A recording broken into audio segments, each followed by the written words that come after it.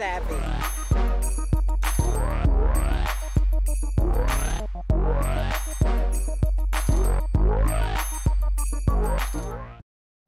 I'm Tony Williams, and this is Brooklyn Savvy.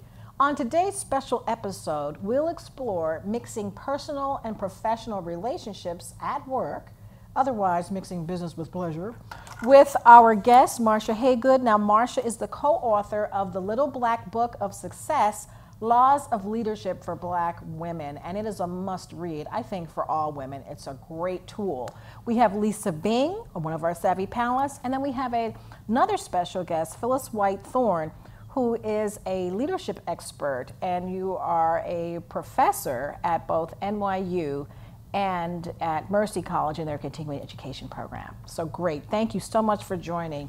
So when does what's professional get too personal? By that I mean, all right, let's start this way.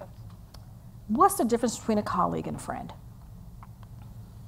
Any takers? How about you, Marsha?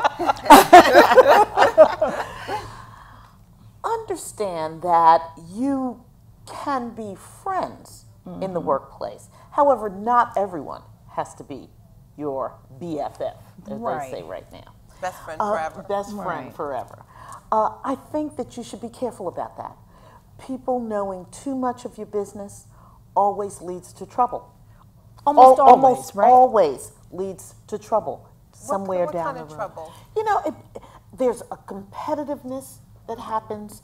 There are things that will happen at work that people will assume are personal because they know about your personal business. So others will make assumptions about why you may be advancing or why you may be brought in on a project. So preferential treatment is essentially what you're speaking about. Perceived.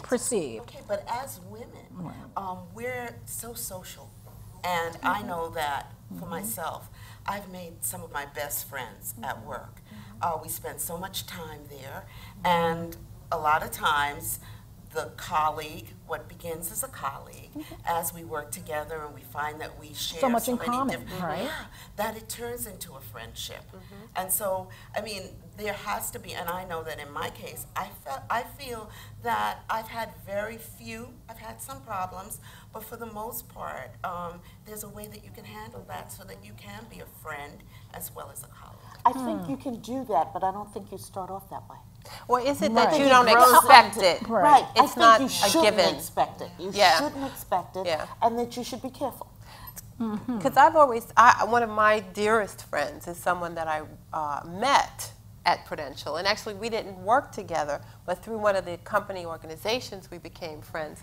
But it wasn't the expectation that, and I hear people say, "Oh, we're like a family." And I think that's But aren't bad there thinking. some real nuances between being friends with people where it's peer-to-peer and then